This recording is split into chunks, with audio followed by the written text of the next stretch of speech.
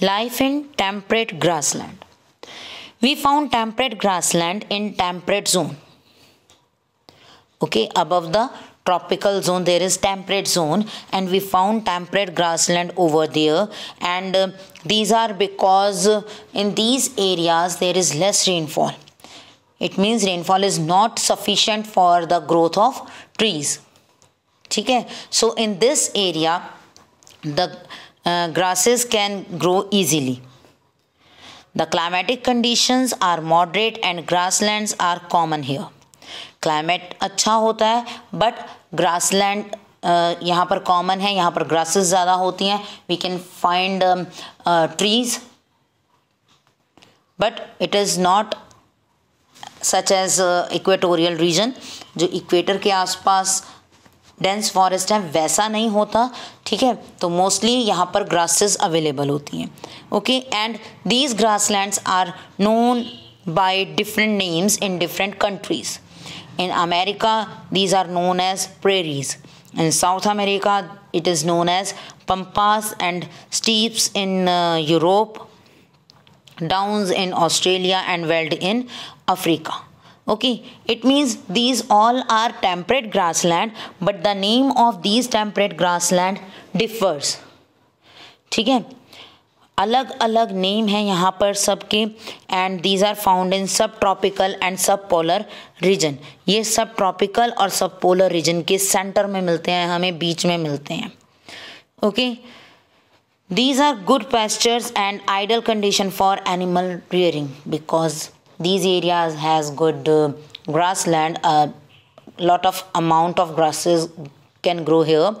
तो ये areas cattle rearing के लिए यानी कि पशु पालना, एनिमल्स को डोमेस्टिकेशन करने के लिए, कैटल रियरिंग के लिए बहुत ज़्यादा आइडियल हैं, बहुत अच्छे हैं.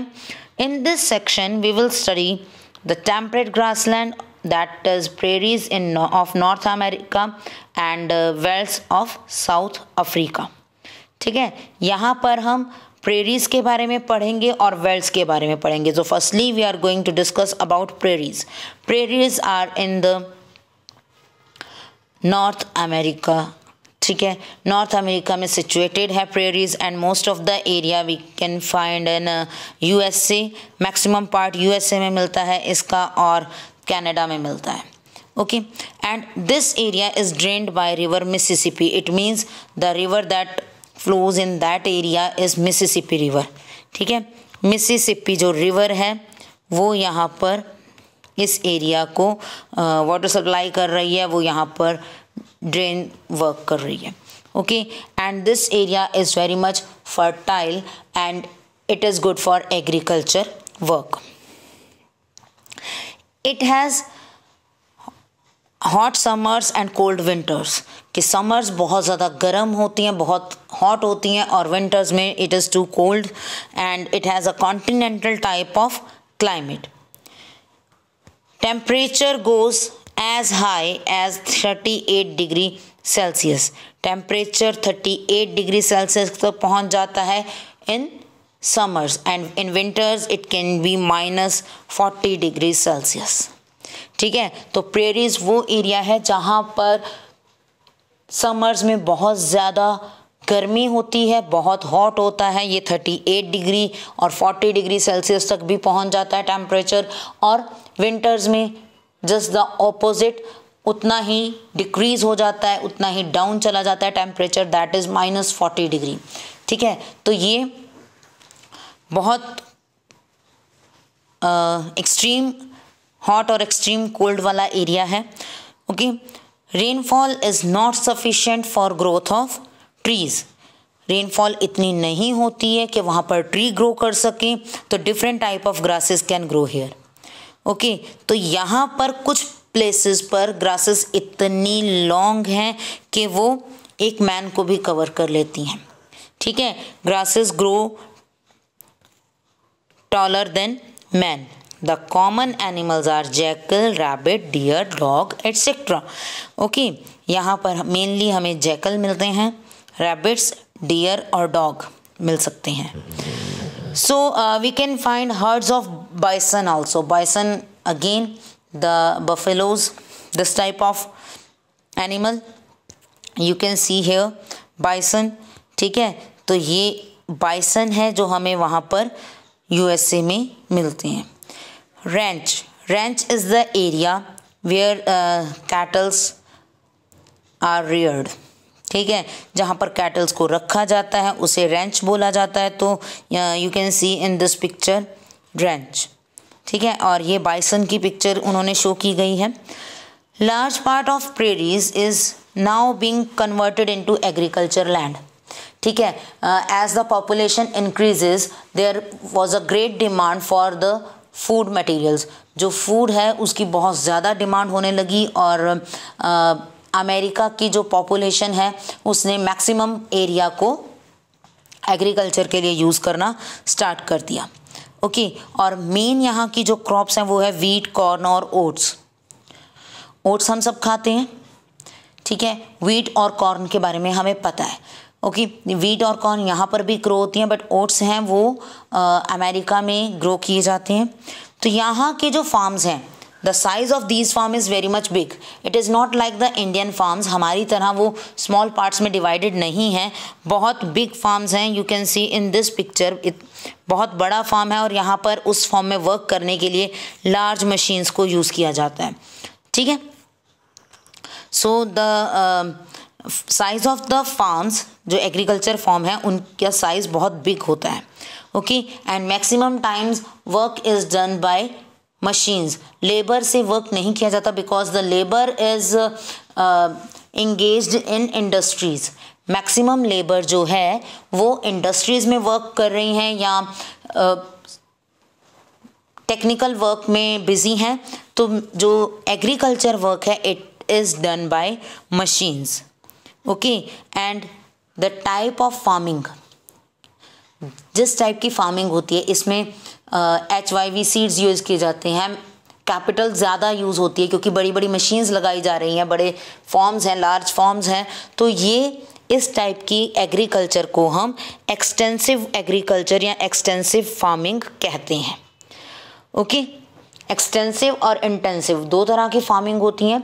मैं ज़्यादा डीप में नहीं आपको बताने लगी, बट स्टिल आपको एक्सटेंसिव फार्मिंग के बारे में बता रही हूँ। एक्सटेंसिव फार्मिंग में कैपिटल यानी कि मनी बहुत ज़्यादा यूज़ की जाती है, लेबर को यूज़ नहीं किया जाता, ह्यूमन बींग्स को ज़्यादा यूज़ नहीं किया जाता है, और लार्ज फार्म्स होते हैं एंड बिग मशीन्स, फर्टिलाइजर्स का यूज़ किया जाता है प्रॉपरली, एंड HYV सीड्स को यूज़ किया जाता है, ठीक। तो ये बहुत बड़े लेवल की फार्मिंग है और इस फार्मिंग को हम एक्सटेंसिव फार्मिंग का नेम देते हैं, ओके। अब फार्मिंग के साथ साथ वो एनिमल रियरिंग भी कर रहे हैं। We have seen in that picture कि एनिमल्स जो कैटल्स हैं उनको भी रियर किया जा रहा है। तो एनिमल रियरिंग जैसे हमारे यहाँ पर भी हम काऊ और बफेलो और गॉट वगैरह इन सब एनिमल्स को हम डोमेस्टिकेशन करते हैं, रियर करते हैं। तो this type of farming is known as mixed farming, जहाँ पर हम एग्रीकल्चर वर्क भी कर रहे हैं और कैटल रियरिंग भी कर रहे हैं, ओके। हम क्रॉप्स भी ग्रो कर रहे हैं और कैटल रियरिंग भी कर रहे हैं। So this type of farming is known as mixed farming, ठीक है, ओके।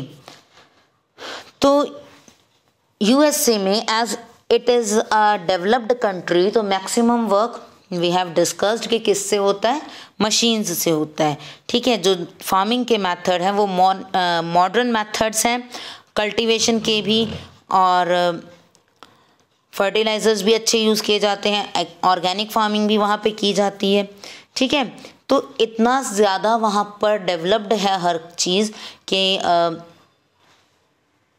प्रेरीज जो है it is famous as greeneries of world, ठीक है। इसे ग्रीनरीज ऑफ वर्ल्ड भी कहा जाने लगा, ठीक। अब यहाँ से मैक्सिमम जो ग्रासेस थी वो ग्रासेस ख़त्म कर दी और maximum land is used for agriculture work. But इसने उस एरिया पर बहुत ज़्यादा बैड इफ़ेक्ट्स कह सकते हैं हम कि बहुत ज़्यादा प्रॉब्लम क्रिएट हो गई। बिकॉज क्या सीरियस प्रॉब्लम हुई, सॉइल इरोजन, ठीक है। सबसे बड़ी प्रॉब्लम सॉइल इरोजन की हुई प्रेरीज के में, ठीक है, क्योंकि यहाँ से ट्रीज और ग्रासेस सब कुछ कट कर दिया गया था, तो it creates a very much serious problem, that is soil erosion. Clear. और prairies are well connected with all modern means of transport. Prairies को हर तरह से, because it is main land जहाँ पर वीट ग्रो किया जाता है, तो यहाँ से ट्रांसपोर्टेशन भी ज़रूरी था, तो इसे मॉडर्न मीन्स ऑफ ट्रांसपोर्टेशन के साथ कनेक्ट किया गया। और यहाँ पर मैक्सिमम पॉपुलेशन रिवर्स के आसपास ही सेटल्ड है। Okay. Due to increase in population in the recent past, grassland have been cleared for agriculture, construction of transport routes and settlements. This has resulted in serious problem. तो अगर हम एक area पे unnecessarily deforestation करेंगे, cutting करेंगे forest की और grasses की, तो क्या होगा? Only the soil can hold the, only the roots can hold the soil. Sorry, कि सिर्फ जो रूट्स हैं ट्रीज की, प्लांट्स की और ग्रासेस की, वो सॉइल को होल्ड कर रही हैं। ठीक है। तो अगर प्लांट्स, ट्रीज और ग्रासेस नहीं होंगी तो क्या होगा? Soil erosion. Okay. And people constructed roads and houses and malls, for that they need area, और एरिया के लिए उन्होंने ग्रासलैंड्स और ट्रीज को कट करना स्टार्ट कर दिया। ठीक है। And it created a serious problem, that is soil erosion. ठीक। तो this is about prairies.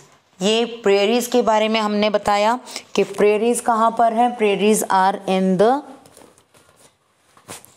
North America and these are known as greeneries of the world. ठीक है। क्योंकि ये पूरे वर्ल्ड की जो एक फूड की डिमांड है उसे फुलफिल कर रहे हैं। ठीक। It has continental type of temperature और क्लाइमेट। ठीक। जो विंटर्स हैं वो -40 डिग्री सेल्सियस तक टेम्परेचर चला जाता है, and in summers it increases to 38 degree Celsius. ठीक है। Main river is Mississippi river, and in some places grasses can grow taller than man. The main animal that is bison. Okay, and they grow wheat, corn and oat, and the type of farming is known as extensive farming, and they are also doing mixed farming. ठीक है। So this is the life of prairies. ठीक है। ये prairies की life है, इस तरह से लोग वहाँ पे वर्क करते हैं। Okay, that's it for today. You have to read this topic from the book. ठीक। तो I hope you all will read that. Thank you and have a nice day.